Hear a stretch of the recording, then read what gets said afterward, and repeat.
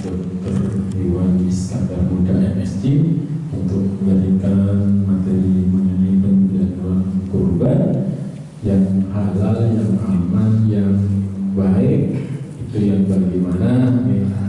Kemudian nanti dilanjutkan dengan pengenalan pisau yang tentunya pisau yang tajam.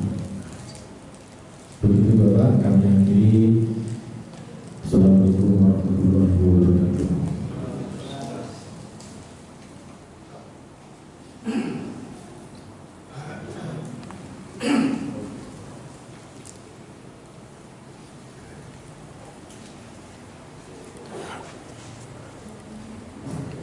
Assalamualaikum warahmatullahi wabarakatuh. Permisi, saya berdiri. Tadi sudah sampaikan, nama saya Iskandar. Saya bekerja di Kementerian Pertanian yang saat ini sedang sekolah S3 di UGM. Kebetulan saya sebagai asesor di penguji, penilai teman-teman juru sembelih yang ingin dapat sertifikat baik untuk kerja di perusahaan di Indonesia maupun yang mau ke luar negeri.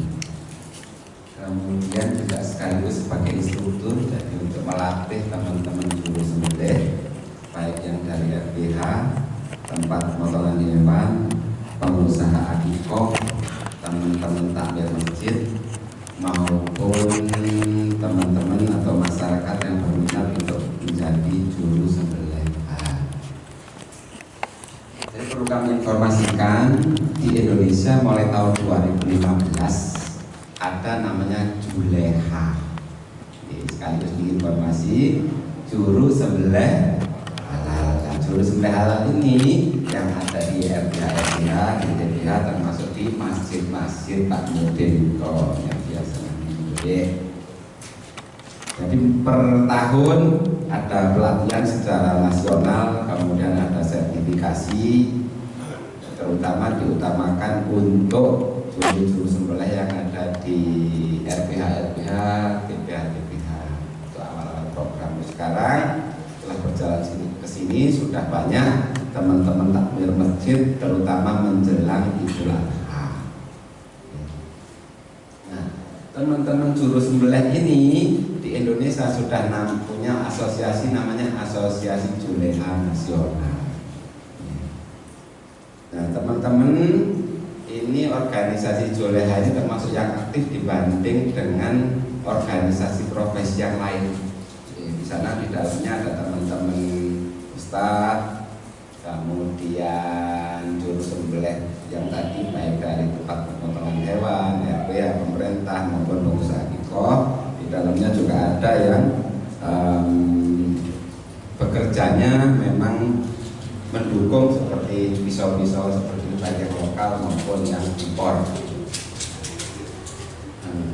Perlu kami informasikan untuk tahun ini, kemarin di grup itu di Indonesia 1 orang ada yang diterima di Selandia Baru sebagai juru sembelih halal. Kalau panjenengan mau ke sana, berarti insya Allah kalau agamanya pasti lolos, kemampuan menyembelih insya Allah bisa,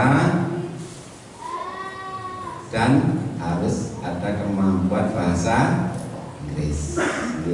Gajinya tidak banyak, sana teman-teman itu sebulan kurang lebih 40 juta. Jadi sekaligus informasi, dulu di Indonesia jagal itu ilmu turunan, gitu, dari bapaknya, mbahnya, pamannya. Nah, beberapa tahun terakhir ini sudah menjadi profesi pekerjaan.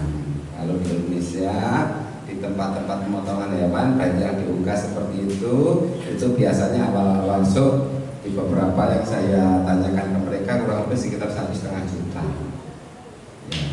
Bisa potongan-potongan biasanya di Indonesia. Tapi kalau sudah ke luar negeri, penghargaan mereka begitu tinggi. Waktu itu teman dari Bogor yang ke Belanda, di sana juru sembelihnya banyak diisi dari Turki.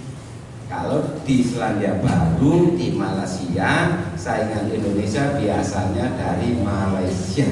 Kemampuan agama tidak jauh beda dengan kita, menyembelih kalau tidak jauh dengan kita, bahasa Inggrisnya rata-rata lebih baik dari kita karena jasa Inggris. Itu sebagai gambaran, sehingga Juleha ini kita terus sosialisasikan, terutama biasanya ramai menjelang Idul Adha di seluruh Indonesia. Belum semua daerah tersosialisasikan mengenai juru sembelih halal ini.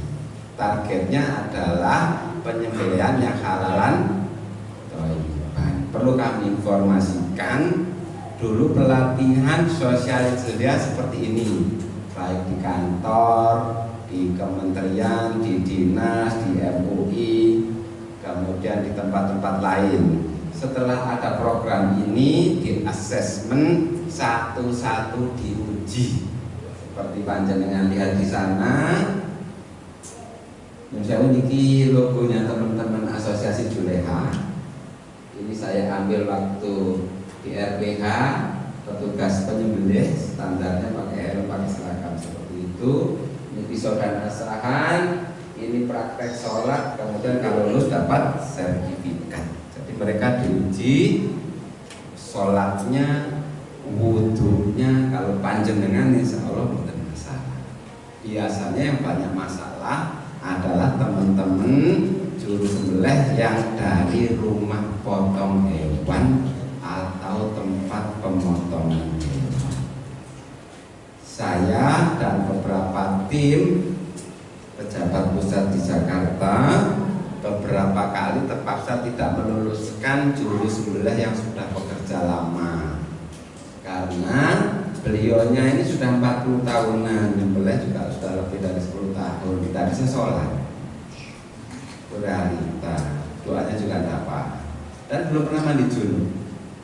Karena satu-satu Pak asesmen. Jadi kemampuannya itu dua, teknis rata-rata bisa. Kemudian yang kedua itu kan ada halalannya itu, termasuk ya harapan kami itu sosialisasi Juleha ini pertama saat itu ada di masjid-masjid, kemudian berkembang kita juga mengevaluasi penyembelihan unggas yang ada di sekitar kita.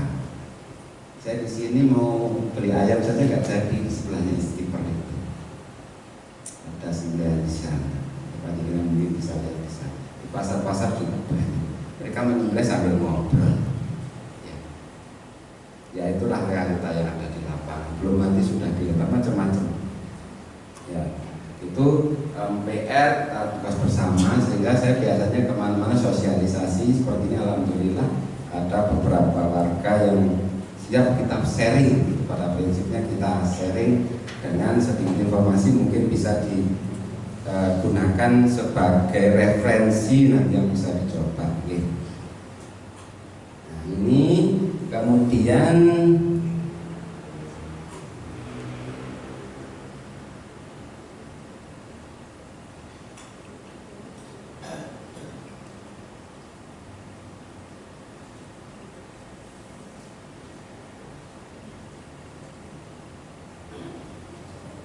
ini sebetulnya bisa di-download nih tahun peraturannya 2014 mengenai SKKNI-nya, peraturan kalau yang berminat untuk ikut assessment atau ikut ujian sebagai juru sembelih.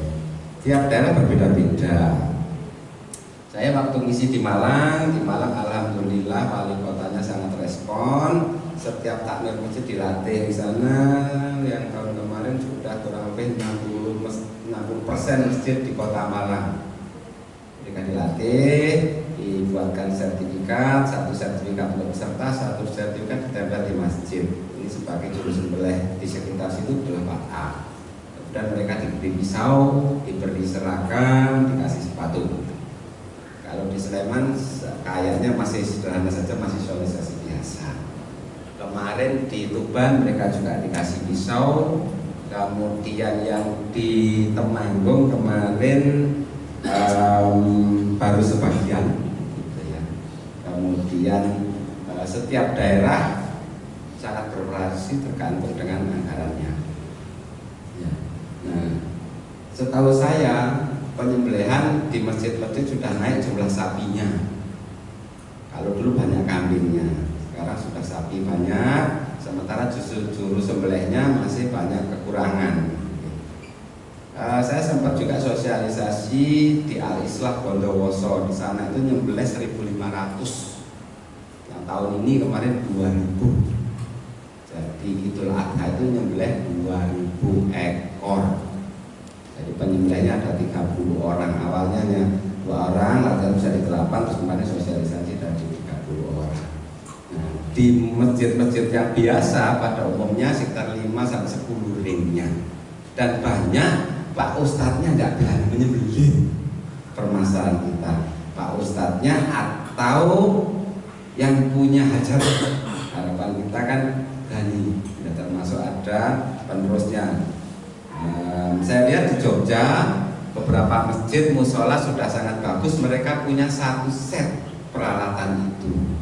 Jadi bisa digunakan untuk setiap Idul Adha yang pertama, kemudian yang kedua bisa digunakan kalau nanti ada warga yang menghajatan yang minta untuk disembelihkan. Jadi perlu kami informasikan di luar sana banyak juru sembelih yang sebetulnya mereka ini sangat mampu menyembelih, tapi secara keagamaan kehalalan masih banyak yang dilakukan.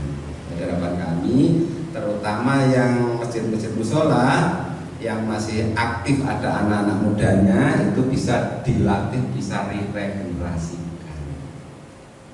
Nah, perlu kami informasikan juga saat ini usaha akikoh sudah begitu berkembang pesatnya.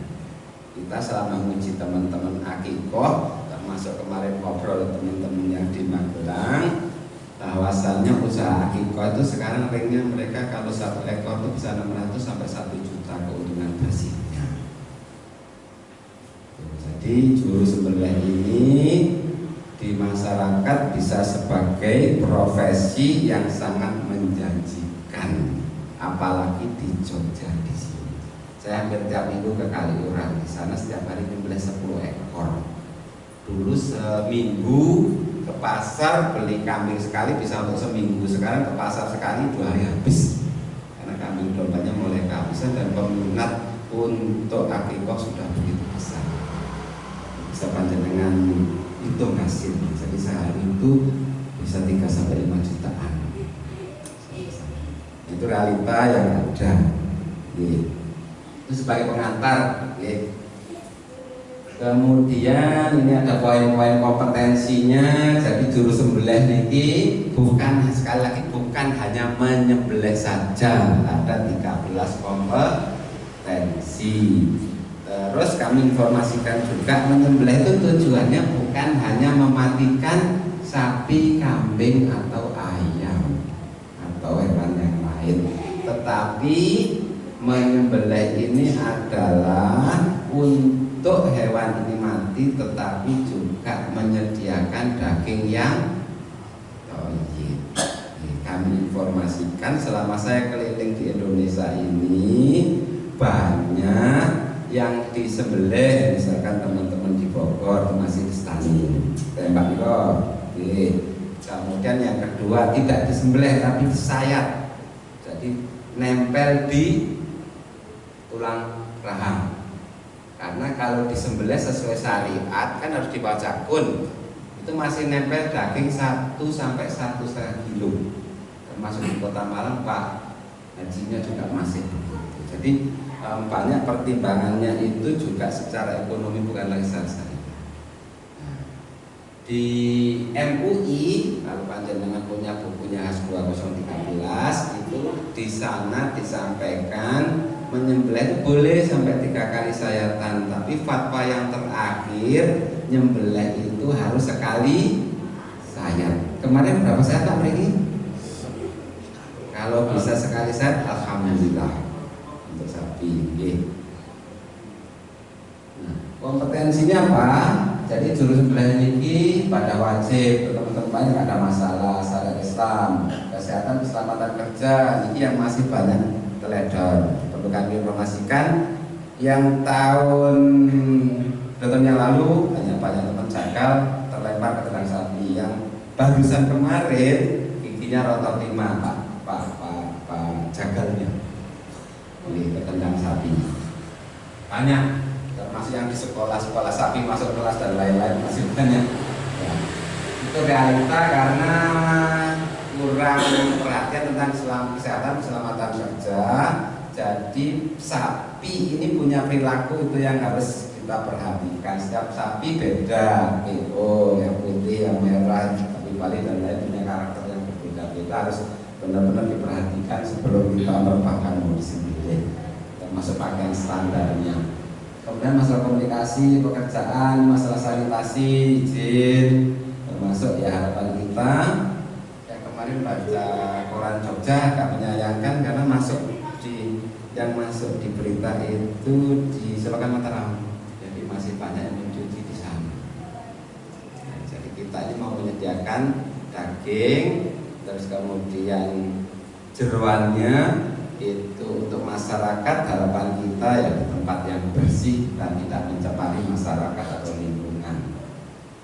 Perlu kami informasikan penelitian saya waktu S2 di UGM di 2011-2012 di rumah sakit Sarjito ada anak kecil sakit diare dan gagal ginjal. Ini penyakitnya namanya E. coli Vitek. Tandanya adalah rata-rata yang diserang adalah balita. Nah itu diare. Jadi kalau misalnya kena E. coli karena tangannya kotor, kena kotoran sapi, kotoran kambing pasti diare, Pak. Tapi ini plus gagal ginjal. Gagal ginjal itu umumnya pada orang dewasa. Ini penyakitnya adanya di kotoran hewan. Jadi perlu kami informasikan. Waktu itu saya ambil datanya di Pakem, sapi perahnya besar. Nah itu salah satu. Kalau kemudian yang di Kanada ada 11 orang yang meninggal karena menggunakan pupuk kandang yang istilahnya tercemar. Tidak dilakukan perlakuan yang semestinya untuk pupuk ini. Itu sebagai gambaran. Jadi pada hewan sekali lagi banyak penyakit sehingga masalah sanitasi harus diperhatikan. Biasanya kita sarankan pada saat penanganan Idul Adha di sana disediakan ember, sabun dan air bersih, itu prinsipnya.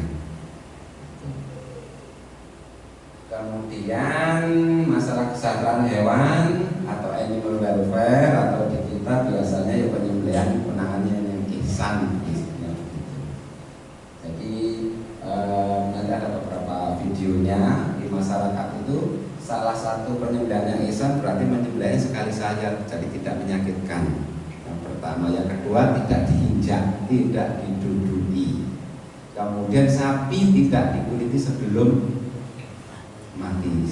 Semasih ada tanda-tanda kehidupan, hayatul mustaqillah di hewan itu tidak boleh dikuliti. Untuk sapi biasanya 7-8 menit, untuk kambing sekitar 3,5 menit selesai.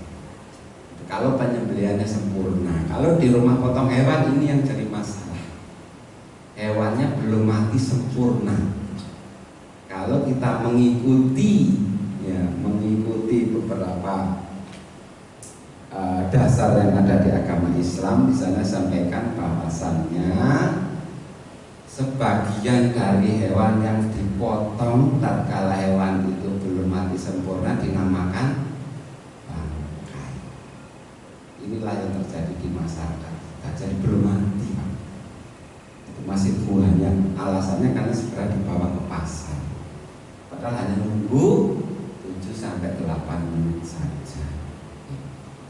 Jadi kami informasikan banyak di kita ini hewan halal, kambing, sapi, ayam menjadi tidak halal karena penyembelihannya yang tidak sesuai dengan syariat.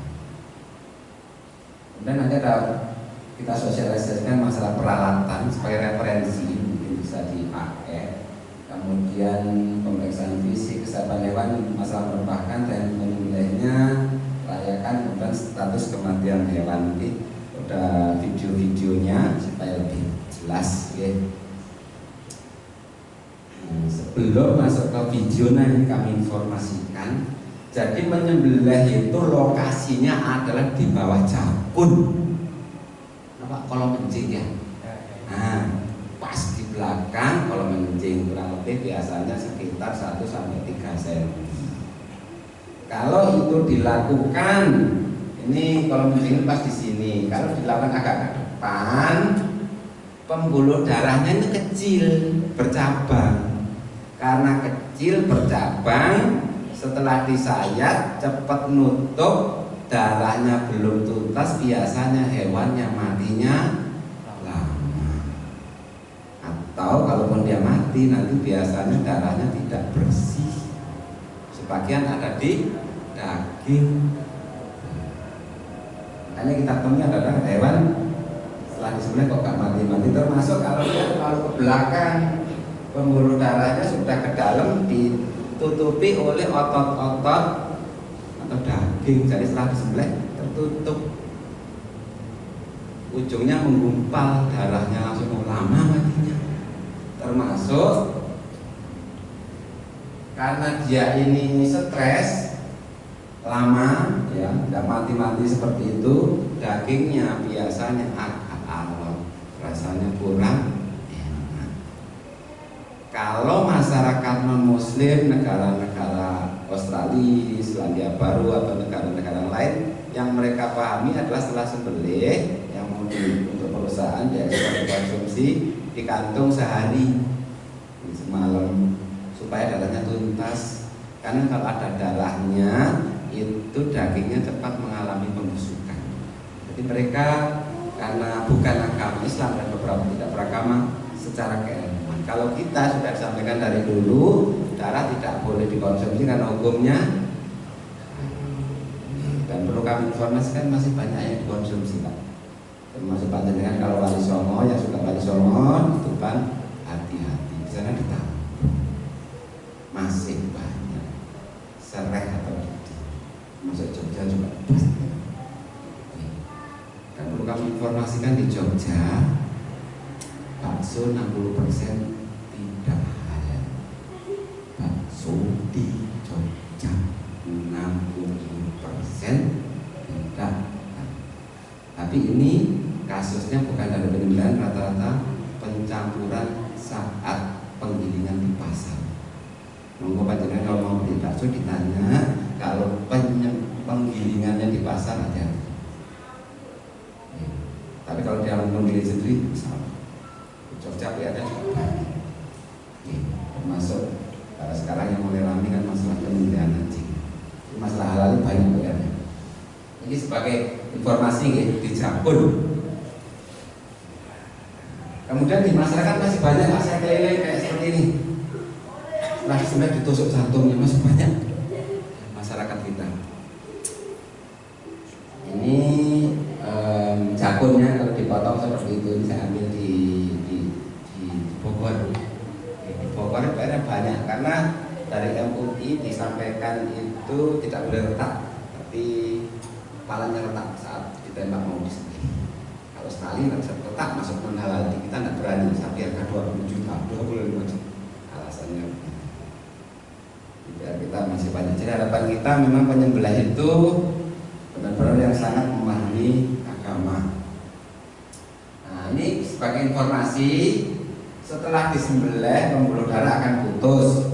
Beberapa saat kemudian ujungnya akan mengecil. Ini memang sudah dari sononya, dari bawaannya, seperti kita kena silet apa itu langsung begitu. Sehingga kenapa menyembelih ini harus dicari pembuluh darah yang besar.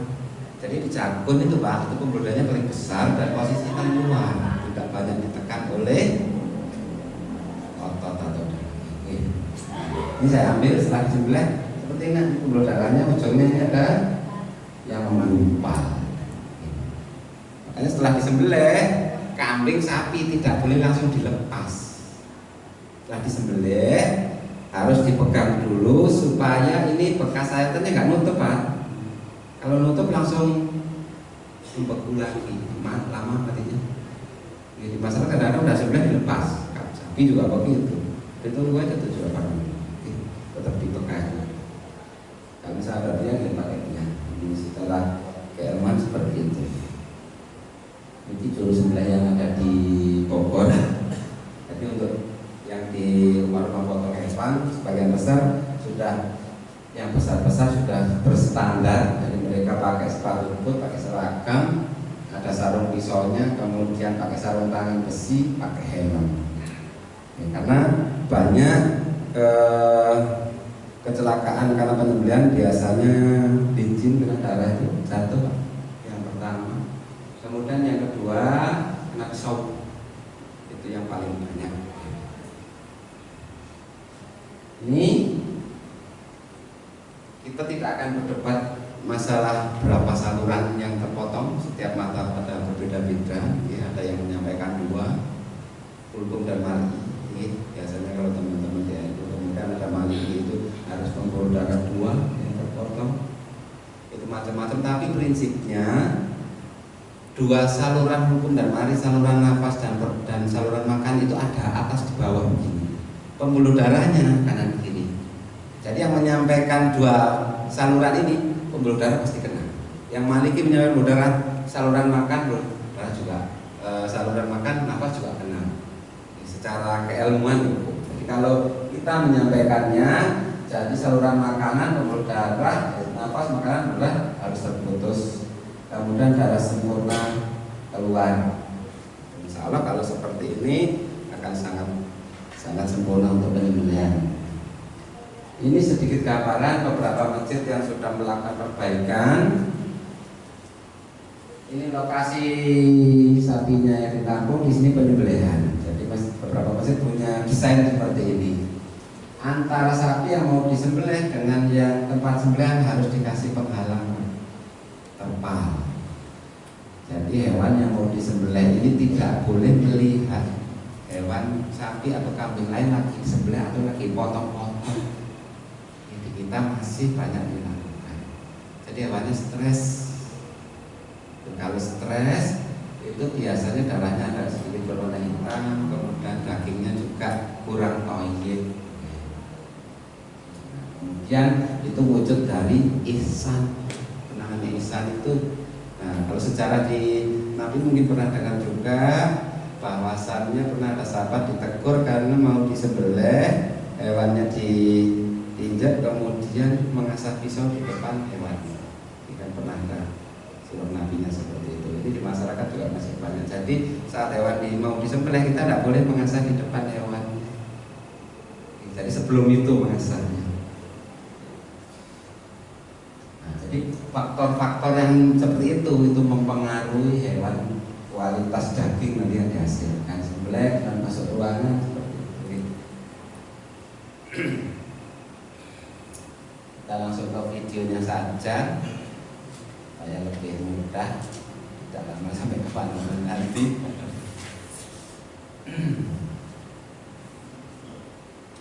Yang pertama mengenai teknik menyembelih sekali sayat. Saya punya beberapa video. Ini video yang di Indonesia. Di Indonesia ada, saya yang dulu anak juga ada. Ini sebagai referensi. Menyembelih sekali sayat itu dari bawah. Ini kita perhatikan, ini Pak Haji Siddiq di Jakarta Barat. Menyembelih sekali sayat, dan ini pisau lokal. Jadi pisau lokal. Nah, kalau mau pisau yang seperti ini boleh. Kelemahannya adalah setiap bulan harus dikeringkan, dirawat karena mudah berkarat dan harganya lebih mahal. Saya sempat menghubungi beliau, kita mau sampaikan pisaunya untuk kita sosialisasi. Saya tawar 1 juta nggak dikasih, mintanya tetap 2,5 jutaan. Kalau kita cinta produk dalam negeri, monggo. Saya beberapa punya contoh pisaunya. Saya punya berbagai macam pisau. Cakram sepeda motor saya punya, laker punya, per mobil tronton punya, yang impor punya. Semua punya kelebihan kekurangan. Nah, di masyarakat masih banyak keteledoran. Saat mau menyembelih itu nggak ada tiangnya. Jadi kepalanya nggak diikat di tiang, dipegangin, Mbak. Saya ada video ini. dan kalah kita tetap kalah gitu. Jadi memudahkan, jadi sapinya tarik keluarnya diikat di pohon atau tiang dan tidak terlalu panjang jaraknya. Kalau jaraknya panjang lompat, sapinya lepas mau dilepaskan. Kalau menyembelihnya dari bawah seperti tadi kita akan lihat lagi, bersih Pak kita. Karena kalau dari atas itu darahnya langsung, jadi darahnya itu mengenai kita. Kita lihat kan darah. Kalau sempurna 2 motor darah besar langsung. Ini korek-korek nanti akan berat, nanti lama-lama lemes. Di masyarakat kita juga masih banyak nanti setelah nyembelih seperti ini, apa namanya, di bekas sayatannya itu dikasih sesuatu gitu kan. Jadi kita berusaha supaya setelah disembelih itu jangan dikasih yang aneh-aneh, dikasih begini, ada juga yang disiram, ya kan menyakitkan. Bekas sayatan itu sudah biarkan terbuka, toh nanti yang sampai itu bukan dagingnya, bukan darahnya. Di masyarakat ya karena doanya ini diselip macam-macam sudah menyakiti. Sekali lagi itu tidak ihsan, tidak animal welfare, tidak mensejahterakan hewan. Kemudian ini sebagai referensi, tadi pisaunya agak banyak, ya agak panjang. Ini pisaunya yang pendek. Ini kalau misalnya mau yang pakai pisau yang pendek sekitar 18 cm. Di masyarakat kita kalau nggak 40 cm nggak puas, muasanya lama. Kalau yang mau keluar negeri kurang lebih seperti itu. Oke. Kemudian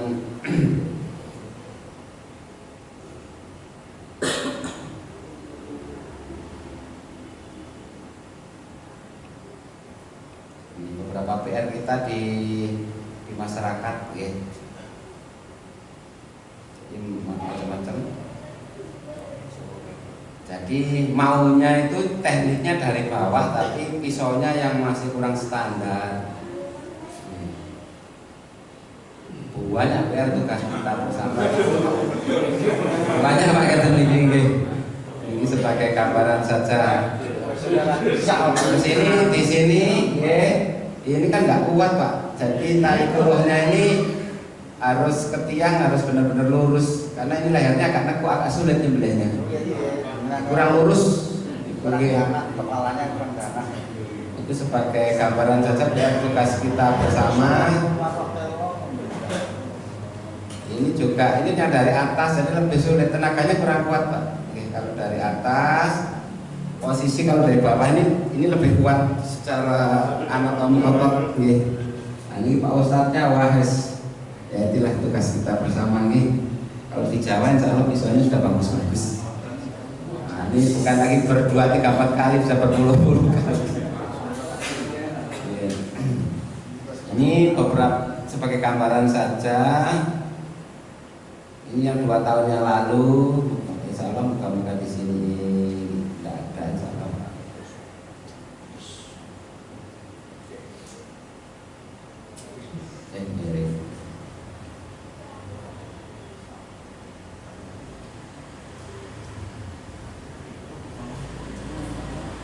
Kalau di Jogja setahu saya tidak banyak ada sapi-sapi, misalnya sapi Bali dan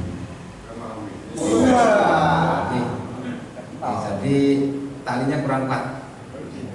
Jadi kalau nangani penyembelihan ada untuk merubahkan sapi, kemudian kakinya harus benar-benar diikat, jadi ada tali yang lebih.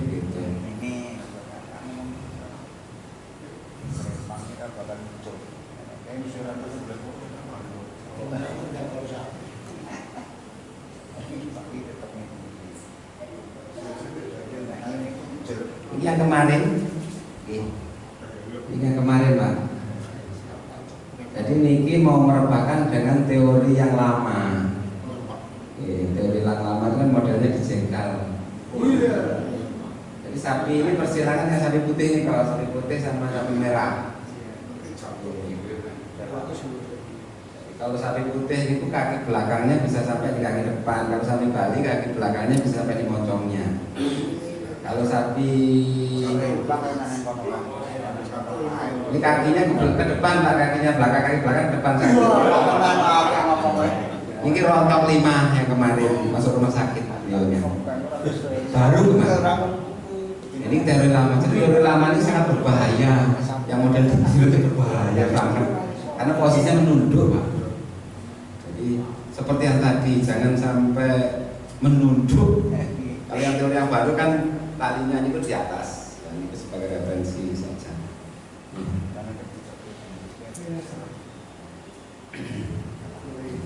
Kemudian menyembelihnya tekniknya dari bawah, kemudian pisaunya yang mau dipakai nyembelih usahakan tajam. Ini pisau lokal saya punya, saya beli lokal biasa. Ini bahan-bahan biasa Pak, tajam tapi kelemahannya sebelah karatan lokal dan harganya relatif mahal.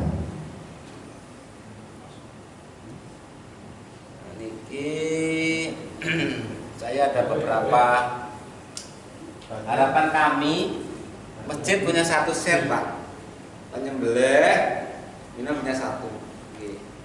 Secara nasional syarat untuk ngetes pisau yang mau digunakan menyembelih adalah menggunakan kertas HVS A4.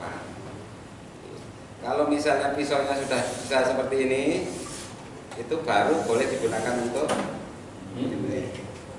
Kalau belum harus diasah lagi. Jadi syaratnya begini. Nah, ini impor saya sampaikan, ini yang dari Swiss.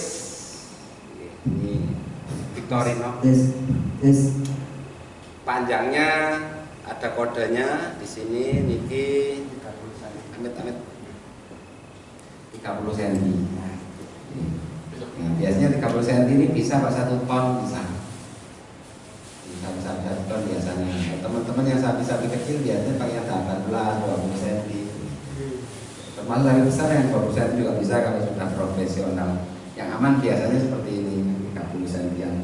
Ini kalau beli sekitar 750.000, termasuk di Jogja, termasuk lebih murah daripada pisau dalam negeri atau lokal. Tapi kalau panjenengan cinta Indonesia, konsekuensinya tiap bulan mengasah atau membersihkan. Pisau ini sekali asah, kalau pisau tidak bobel, tidak kena tulang, bisa untuk menyembelih 50 ekor sapi sekali asah. Nah, kalau di kita ngasahnya juga lama, setelah dipakai harus segera diasah karena cepat tumpul. Jadi semuanya punya kelebihan kekurangan masing-masing. Nah,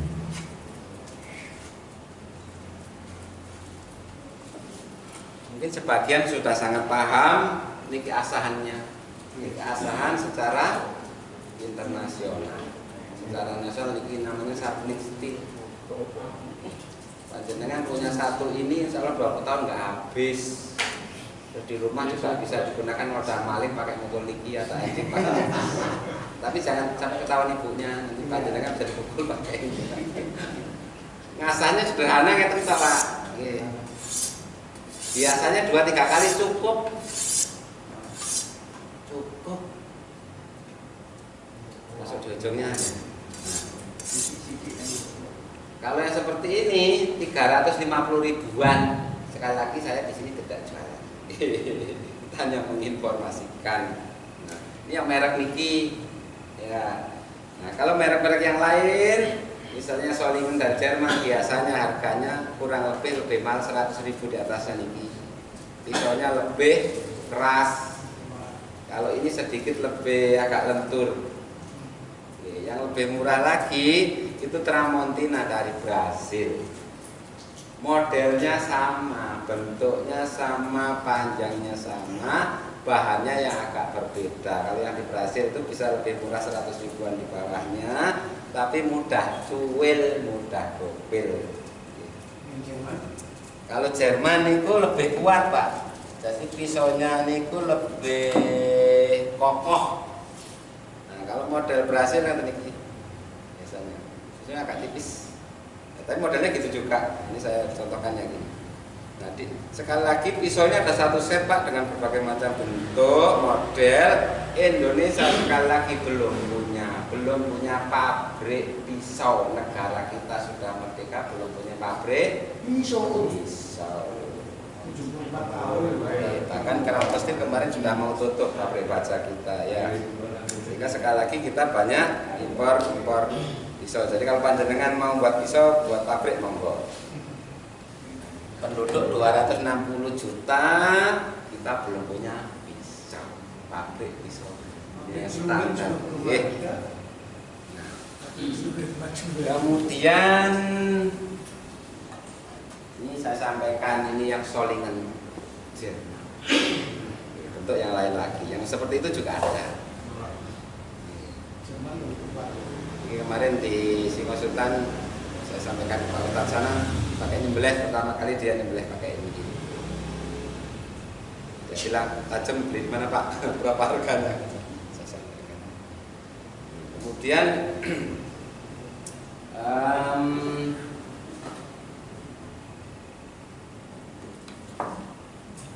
mungkin ada yang biasa pakai ngeleti, ini pakai cakram sepeda motor.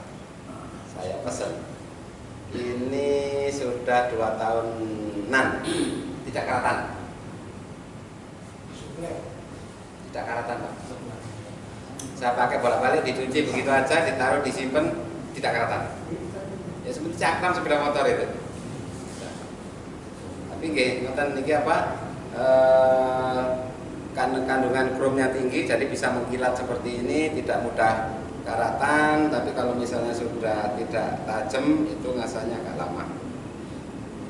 Dan juga yang model bahan-bahannya biasa tajam, yang keras.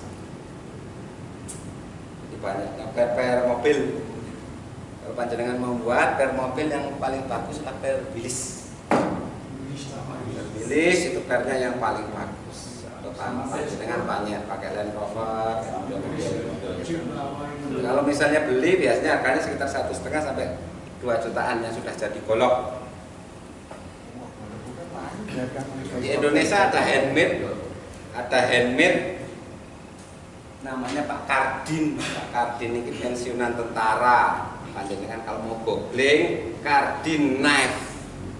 Ini pisaunya saya punya satu, ada nama saya di sini, saya pesan 1.700.000. Sekali lagi mahal. Di Indonesia kendalanya kita sulit bersaing. Karena pesan, kita kan pesan. Ya, karena kita untuk contoh, untuk latihan, untuk sosialisasi, yang Indonesia pun juga ada buat, tapi bentuknya tidak terstandar secara internasional, macam-macam bentuknya biasanya sesuai dengan keinginan masyarakat kita. Artinya bisa, tapi sekali lagi lebih mahal dan kuat, tebal sekali. Tajamnya juga sama, sangat tajam. Jadi pisau-pisau yang kita pesan juga sangat tajam. Tapi untuk penyembelihan yang paling bagus adalah yang agak tipis. Jadi kalau agak tebal agak kesulitan. Nah, ini beberapa pisau yang bisa digunakan sebagai referensi untuk kita di sini ya, di masyarakat. Yang paling bagus ya, panjenengan punya yang terstandar. Ini disimpan sekian lama juga tidak karatan. Sekali asah bisa untuk nyembelih berkali-kali. Kalau untuk sapi sekali sayap. Dan ini tidak akan habis sampai generasi takbir selanjutnya. Generasi takbir berpuluh tahun lah. Itu kalau satu set berapa Pak dokter jumlah pisaunya? Saya yang Jerman itu. Jadi untuk untuk penyembelihan Pak, satu pisau tadi. Niki untuk pengulitan. Untuk pengulitan itu 3 jenis pisau. Pisaunya kenapa dia kerjanya cepat? Karena bentuknya disesuaikan fungsinya. Niki satu-satu sendirian 15 menit selesai. Kenapa kelihatan mudah? Karena pisaunya itu disesuaikan fungsinya. Padahal kalau lihat di samping ditaruh di samping itu kan gantung ini ada 3 macam. Jadi bentuk pisaunya Pak, ujungnya ini lah. Sesuai dengan fungsinya. Nah, ini kalau disiram lebih mudah Pak ngulitinnya. Oh gitu. Tapi kalau perusahaan nggak kita sarankan karena dagingnya agak basah. Tapi kalau untuk lata kan besok juga sore udah mau dibagi. Apa?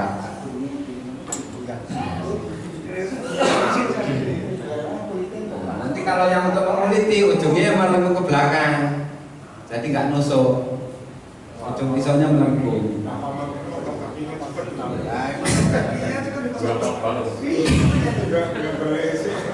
Mungkin teman-teman di RPH di Indonesia sudah biasa nih.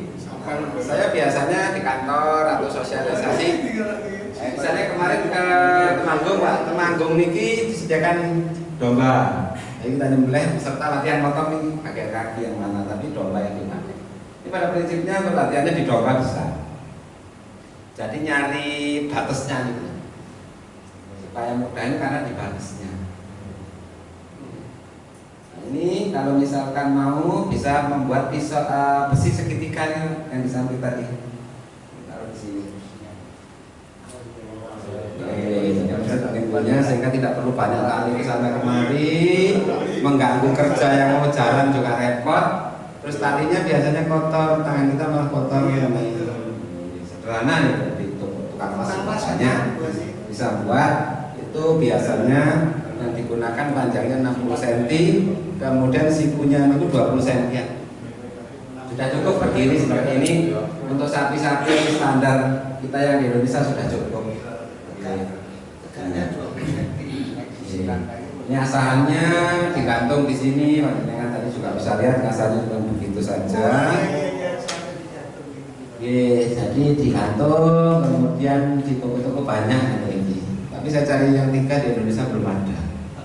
Waktu itu ada yang promosi di Malaysia, tapi ongkosnya yang terlalu mahal. Nah, untuk di Indonesia, tentunya bisa dibeli di toko Kenmaster, atau teman-teman biasanya buat sendiri dari paralon. Paralon dipanasi kemudian dibentuk, dipipihkan. Jadi kita menyampaikan pisau-pisau itu kalau bisa tidak disimpan kulit atau kayu, karena ini lembab Pak, pisau ini berkaratan. Yang pertama, yang kedua, kalau taruh di dalam nanti ada bebek penyakit dan sebagainya menempel di pisau, terutama pisau-pisau yang untuk menangani daging. Jadi kalau mau awet, perusahaan-perusahaan itu ya pakainya yang bahan seperti ini, ya, di Kenmaster, di toko-toko itu banyak, atau bisa menggunakan paralon.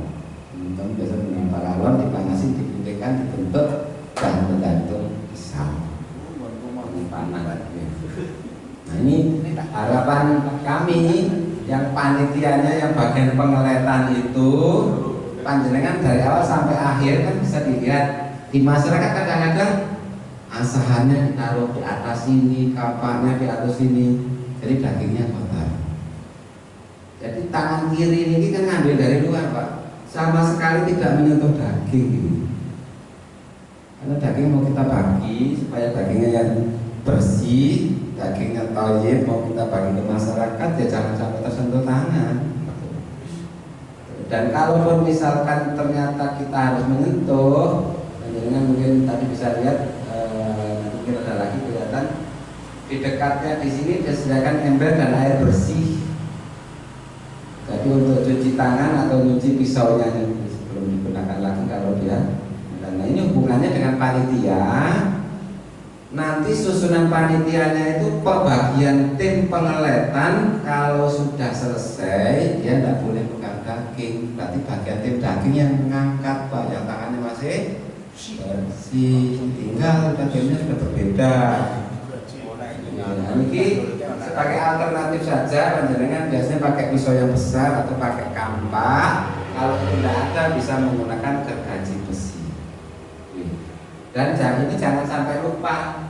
Kalau urutan ini lupa, ini belum dibuka, panjenengan mengeluarkan jeroan sulit berat. Sapi 500 itu berarti isi perutnya kurang lebih 10%-nya 50 kilo. Jadi ini harus dibuka dulu untuk memudahkan nanti untuk mengeluarkan semua. Nah, seperti yang tadi di PowerPoint yang saya sampaikan itu di masjid yang ada di Jawa Barat, ini ada ember Pak, ember dan air bersih disediakan di sana. Ini beberapa masjid sudah menggunakan ini Pak, masjid musola pakai katrol. Biasanya itu kan libur, kalau ada warga yang punya katrol bisa dipinjam ya, untuk memudahkan pekerjaan. Kalau kambing kan mudah. Ini sudah banyak masjid musola menggunakan katrol, ini akan sangat memudahkan. Itu asahnya sekali 2 kali begitu cukup pakai asahan. Jadi minimal masjidnya punya 1 asahan, 1 pisau sembelih, 3 pisau untuk pengulitan. Kalau teman-teman di Jakarta Barat dan sekitarnya, juru sembelih ini membentuk 3 orang. Diketuai 1 orang juru sembelihnya sama tim perkelihatannya buat proposal, dikirim kalau Jakarta itu dari CTI, TV One dan lain-lain. Kalau sapi biasanya mereka ongkosnya 1 juta.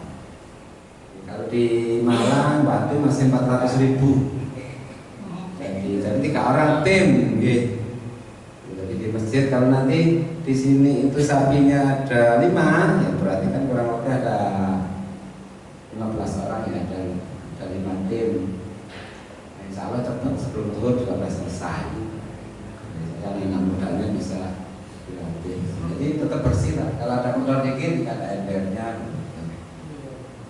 Jadi sekali lagi, kenapa ini jadi cepat dan mudah? Pisaunya standar dan bentuknya menyesuaikan fungsinya.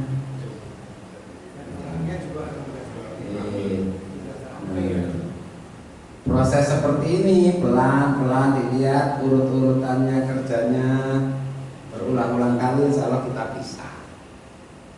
Biasanya paling mudah latihannya pertama menggunakan kambing atau domba. Selalu disediakan Pak ember air bersih. Jadi pada saat Idul Adha mesti ada biasanya ketua panitia atau ketua takmir itu yang tugasnya hanya komando, karena warga banyak datang. Jadi kalau misalnya ada warga nanti mau bantu untuk dia motong-motong daging, nangin daging yang tadi sebelumnya itu mengurusi pengulitan, jadi sampaikan harus cuci tangan dulu. Kan lebih baik kalau panjenengan punya yang merah itu celemek. Jadi biasanya kalau kita sosialisasi sebelum Idul Adha, kita sampaikan nanti kalau ke masjid bawa pisau, kemudian bawa celemek, pinjam ibunya di rumah. Jadi pulang itu pakaiannya bersih, penyakit tidak banyak nempel. Nah, niki kalau ini juru sembelih yang keliling rumah-rumah Pak ini, Selandia Baru. Jadi mereka sendirian, dia ini sendirian di 1 mobil. Di mobil ini sudah ada peralatannya lengkapnya tadi, keliling ya. Kalau di Indonesia belum ada yang baik kendaraan seperti ini. Jadi di kita biasanya ya teman-teman dibawa ke rumah potong hewan yang ada. Kalau di negara-negara non Muslim kan tidak boleh membeli selain di rumah potong hewan. Jadi kita kan di musola di masjid. Sehingga waktu saya ke Australia ketemu Pak Andi. Pak Andi ini dari Sulawesi sebagai manajer halal di Australia. Dia sama istrinya sama keluarganya.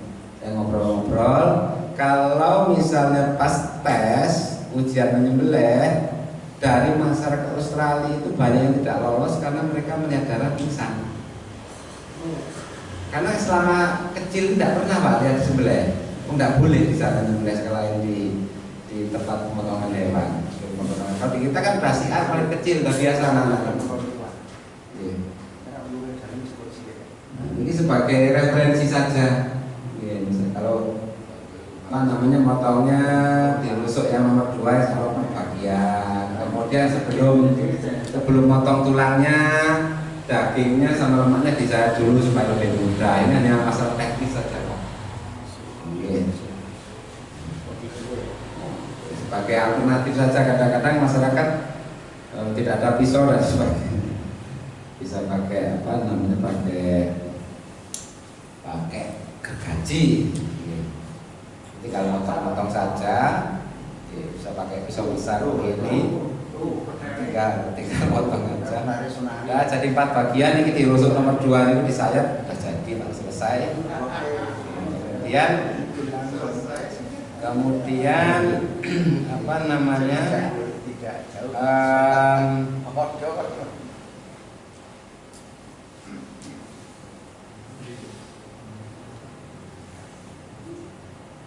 perlu kami informasikan kalau di perusahaan-perusahaan selain ada juru sebelah, ada namanya butcher Pak. Butcher ini bagian pelepasan daging. Jadi kalau di kita ya panitia bagian daging. Kami berharap untuk Idul Adha yang akan datang, yang bagian motong daging itu ada mejanya. Sudah banyak masjid dan musola. Kalau daging ada di bawah Pak, ada debu, bakterinya banyak. Tapi kalau di atas meja, kenapa rumah makan dan sebagainya pakai meja? Karena debu itu terbanyak di bawah. Jadi daging kita itu tidak banyak tercemari kalau di atas meja. Kemudian kalau menggunakan meja, pekerjaannya juga lebih mudah. Dengan bisa lihat seperti ini. Ini 1/4 bagian sapi, kurang lebih berapa ini? 6 menit. 5 menit lah gitu, selesai. Namanya butcher. Kalau misalkan mau yang kerja seperti ini, sekali lagi kenapa dia mudah lagi? Pisaunya sesuai bentuk, fungsi.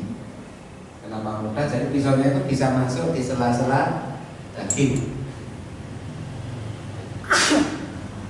Kemudian kalau yang seperti ini, dia sampai profesional sampai menggunakan baju besi ini. Kalau yang baju besi ini sekitar 3 juta per pak.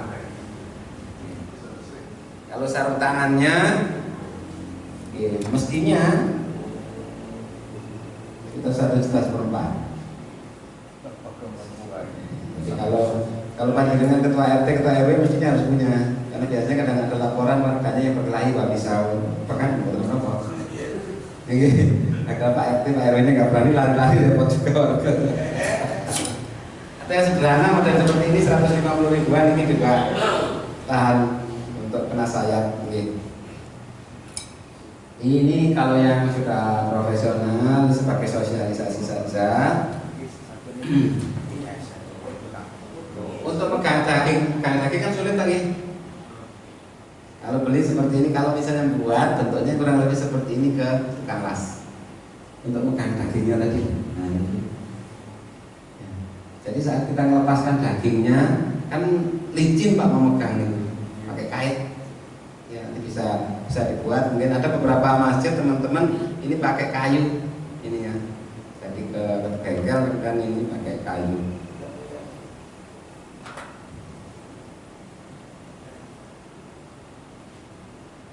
Jadi lebih mudah. Ini sudah banyak Pak. Kemudian beberapa masjid mereka menggunakan seragamnya berbeda. Ini sebagai referensi saja bahwasanya di bidang penanganan daging itu sebagai profesi. Dan waktu 2013 saya ke Australia, yang jelas di sana mereka kerjanya itu 1 jam dibayarnya $20, kurang lebih 200.000 di sana. Jam kalau mau 1 hari, pokoknya kalau sebulan dia dapat kurang lebih setara Indonesia, jam kerja Indonesia berarti sekitar 40 jutaan hasil mereka. Penghargaannya di Indonesia masalah pisau, cara mengasah pisau, milih pisau itu yang sudah dipelajari di sekolah chef. Di lain-lain belum. Kita belajar mengasah pisau biasanya dari mbak, dari paman, dari tetangga. Nah, kalau misalkan asahan yang seperti itu belum punya, kita kan biasanya menggunakan asahan itu gitu Pak. Kira-kira bentuknya di rumah lurus gini apa cekung? Ya kenapa Pak cekung? Mulai saat ini saran saya panjenengan yang di rumah yang sudah cekung diluruskan lagi. jadi diluruskan lagi, panjenengan ke toko bangunan beli yang 2 macam ini Pak, 2 warna. Ya. Oke, kalau nggak salah sekitar 10.000 toh, diratakan. Oke. Nah, kenapa? Kita kan memang pakainya yang tengah, ya. Nah, kalau misalnya ini cekung kita gunakan untuk ngasah, mempengaruhi bentuk pisau Pak. Pisau kita biasanya tengahnya kan yang habis. Jadi kalau ini terus setiap mau ngasah kita luruskan, insya Allah kalau pisaunya seperti ini, meskipun dipakai bertahun-tahun akan bentuknya seperti ini, meskipun semakin kecil. Termasuk cara mengasahnya. Dan cara mengasahnya itu biasanya gini. Maksudnya begini aja cukup. Atau ada juga yang model begini. Kalau pisaunya sudah bagus nggak lama. Dan perlu kami informasikan, batu asah ini ada grade-nya Pak, ada kehalusannya. Kalau pisaunya mau bagus, panjenengan beli yang grade-nya itu 1.000, yang 3.000, yang terakhir 5.000, 3 macam. Pertama yang grade agak kasar, yang 1.000, kemudian yang 3.000, yang terakhir yang 5.000 yang halus. Pisau itu wajem, lebih tajam lagi daripada yang menggunakan besi. Ya, besi itu untuk maintenance saja. Di rumah dipakai yang itu sangat tajam. Batu asahnya setahu saya, ini saya pesen itu 1 set isi 3, ini saya bawakan 1. Itu dari Pacitan, mereknya Wayang Ramayana dan lain-lain. Kalau online itu sekitar 150.000, ada 3. Di Indonesia batu-batu itu belum banyak diteliti. Kalau panjenengan mau beli yang bagus, mereknya King dari Jepang, batu asahnya 1 juta harganya. Batu asah ungkal itu 1 juta. Di Indonesia ada batu banyak. Sekali lagi kita ketinggalan teknologi, belum banyak yang meneliti batu-batu di Indonesia. Beberapa tahun terakhir, setahu saya yang saya dapat adalah yang dari Pacitan yang lumayan bagus. Sebagai gambaran, jadi batu ada kehalusannya atau grade-nya. Kalau yang menggunakan yang lokal-lokal biasa itu juga bisa. Nah, kemudian kalau misalnya kesulitan, biasanya kalau kita ngasah kan begini tangannya. Panjenengan bisa nyari yang seperti ini. Nah, ini jepitnya. Nah, kalau bentuknya seperti ini kita ngasah, tebal atas bawahnya sama. Nah, kita kan kira-kira kadang-kadang nggak sama Pak, pisaunya jadi bentuknya bermacam-macam. Ini panjenengan bisa buat seperti ini. Ini kebetulan saya beli 75 gini doang, 75.000 untuk sosialisasi.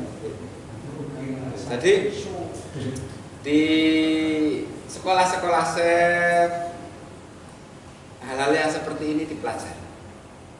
Masalah pisau, sekali lagi ini perlu kita sosialisasikan ke masyarakat bahwasanya pisau itu juga ada ilmunya, cara ngasahnya, milih pisau bentuknya juga ada.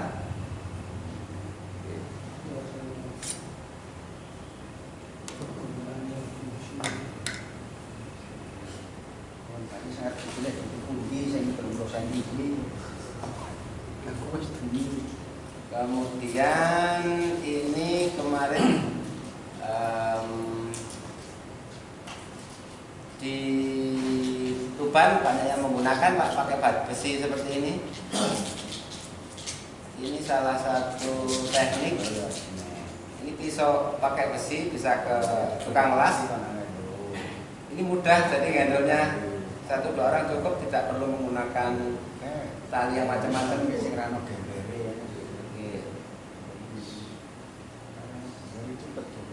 Ini kemarin teman-teman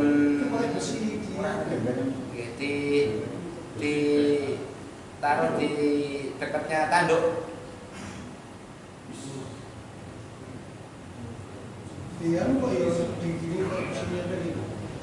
Gimana Pak?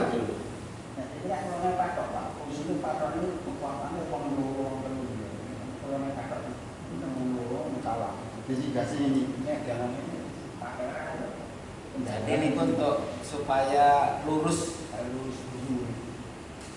Jadi memudahkan yang bagian apa namanya dulu sembelihnya. Enggak, sebenarnya tinggal sekat. Tapi dibuat lurus semua. Ini bentuknya kayak seperti ini, sederhana, ada besi hilang saja.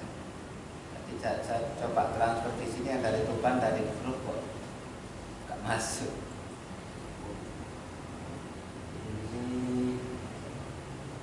Ini yang kemarin di sekolahan Pak. Nah, ini long sapi itu loh kok ya dipegang seperti ini. Sapi dipegang seperti ini Pak. Ini yang kemarin. Ini sekolahan. Di sekolah-sekolah itu masih banyak ya, jalan-jalan masuk ke dalam juga banyak. Baru kemarin ya. Sekali lagi kita kalah. Di sini saya ada video juga.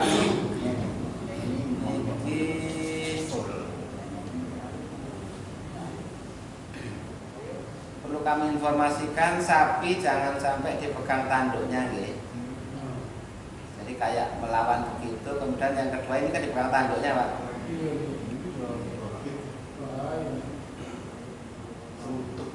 Ini tanduknya dipegang 3 orang, Pak.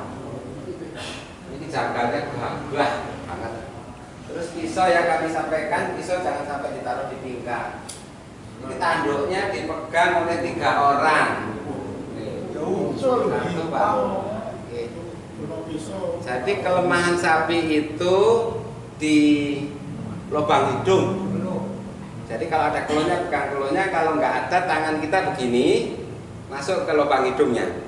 Kalau nggak kuat, tangan 2. Biasanya kalau ngajari anak DPKL, anak SMK apa itu pakai tangan 2. Kadang 2 anak, 3 anak pelatihan. Tapi tetap masih kalah. Jadi kita dengan kekuatan satu di masyarakat, terutama di sekolah-sekolah, di masjid, karena mungkin